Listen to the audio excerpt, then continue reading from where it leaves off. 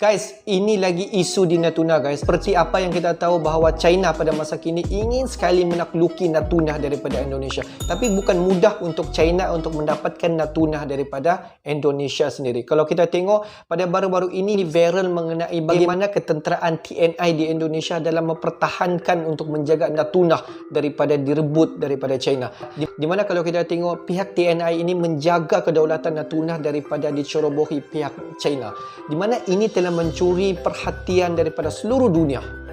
Hello guys, bismillahirrahmanirrahim. Assalamualaikum warahmatullahi wabarakatuh. Welcome back again to my YouTube channel guys. Selamat datang ke channel Musa bin Muhammadirin channel. Aku Musa dan ini channel YouTube aku, Musa bin Muhammadirin channel.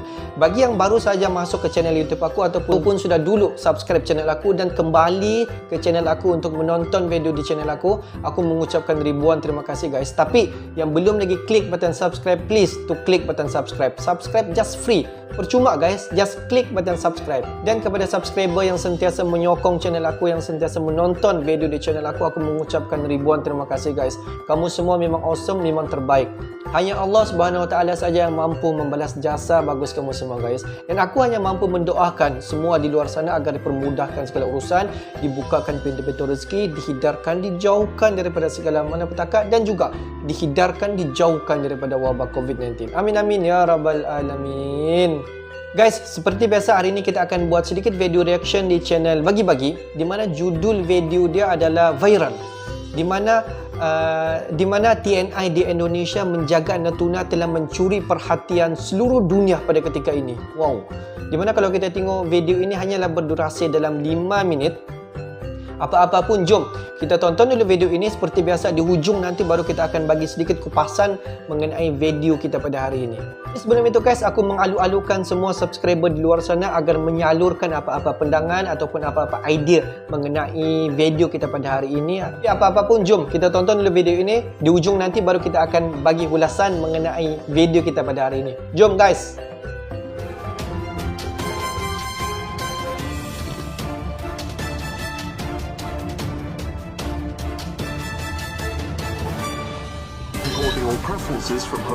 Channel Bagi-Bagi. Don't forget to support channel Bagi-Bagi guys.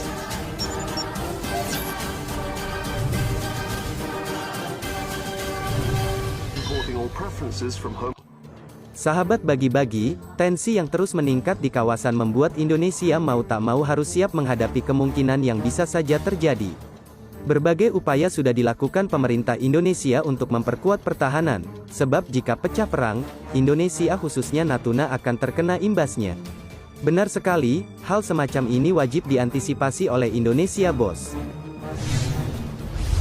Sobat sekalian, langkah pemerintah sampai saat ini dalam menghalau China sudah cukup baik meski masih jauh dari kata sempurna. Buktinya, modernisasi di 3 matra masih gencar dilakukan, bahkan yang sebelumnya armada laut kita hanya bisa dihitung dengan jari, kini mulai bertambah satu persatu. Namun alat tempur saja tidak cukup, Indonesia butuh strategi untuk menghalau China di Natuna. Dan tentu saja, kualitas serta kesiapan prajurit di 3 matra terutama matra laut sangat dikedepankan di sini. Udara dan juga darat di Indonesia semua. Nah sobat Bagi-Bagi, dalam hal ini, bukan bagaimana kesiapan Indonesia yang disorot, justru kiprah Kasal Laksamana TNI Yudo Margono lah yang lebih mencolok. Lantas mengapa demikian? Kiprah Kasal dalam menyikapi persoalan Natuna disorot dunia lantaran ia dinilai tenang alias tidak terburu-buru dalam menyikapi serta menjaga stabilitas keamanan perairan Indonesia. Namun jangan salah, sikap tenang beliau ini nyatanya menghanyutkan bos. Para analis menilai, strategi yang digunakannya sampai detik ini dalam menjaga Natuna cukup baik. Dan seperti yang kalian tahu, sekarang ini pemerintah telah membangun batalion komposit di Natuna, yang berisi satuan pemukul dari ketiga matra. Dan admin juga sempat bahas sebelumnya bahwa alutsista yang ditempatkan di sana pun nggak main-main. Berbagai KRI berukuran besar sekelas fregat Bung Tomo kelas dan korvet Diponegoro kelas pun diletakkan di sana. Langkah Kasal yang tak kalah mentereng juga dilihat dengan caranya memindahkan markas gugus tempur laut Koarmada 1 di Natuna. Hal itu sengaja beliau lakukan untuk mengantisipasi kerawanan dan pecahnya perang di wilayah Natuna terutama yang berasal dari konflik Laut China Selatan, apalagi di wilayah itu juga kerap kali terjadi pelanggaran wilayah kedaulatan. Bahkan disebut pemindahan markas Guspur Lako Armada 1 tak hanya sementara, Markas yang semula berada di Jakarta itu akan berada di Natuna secara permanen demi menjaga kedaulatan Indonesia. Jadi strategi yang digunakan Pak Kasal ini sudah jelas bos, yakni dengan menumpuk kekuatan di Natuna sehingga pelanggaran sekecil apapun akan dengan mudah teratasi. Sahabat bagi-bagi, selain itu yang tak kalah menyedot perhatian adalah langkah TNI AL dengan melakukan patroli rutin di seluruh wilayah Nusantara. Terlebih, personel yang dikerahkan pun tak tanggung-tanggung jumlahnya, sehingga persebaran patroli keamanan laut ini berjalan dengan cukup maksimal. Admin bisa katakan begini sebab atas patroli yang rutin dilaksanakan TNI AL, banyak nelayan-nelayan asing yang kini terpantau dan ini jelas akan mengurangi tindakan kriminal pelanggaran kedaulatan. Apakah hanya itu saja? Tentu saja tidak bos, strategi yang tak kalah mencolok di sini adalah dengan menghadirkan nelayan Indonesia di perairan Natuna. Hal yang kelihatannya sepele namun sangat penting. Sebab Indonesia perlu juga melakukan backdoor diplomasi untuk menghalau China, dengan tujuan menguasai wilayah secara efektif.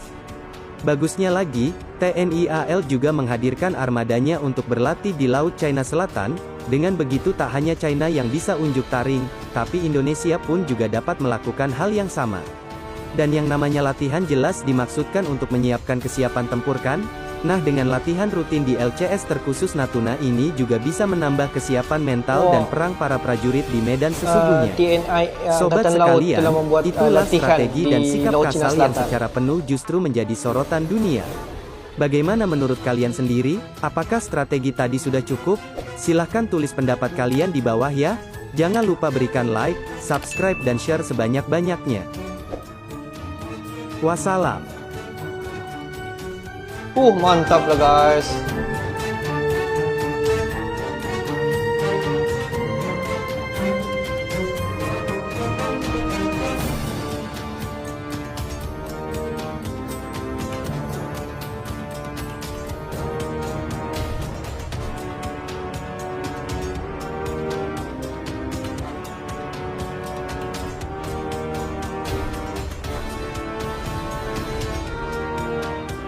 Memang persiapan Indonesia di Pulau Natuna ni kalau kita tengok banyak alutsista ataupun armada-armada telah ditempatkan di sana guys.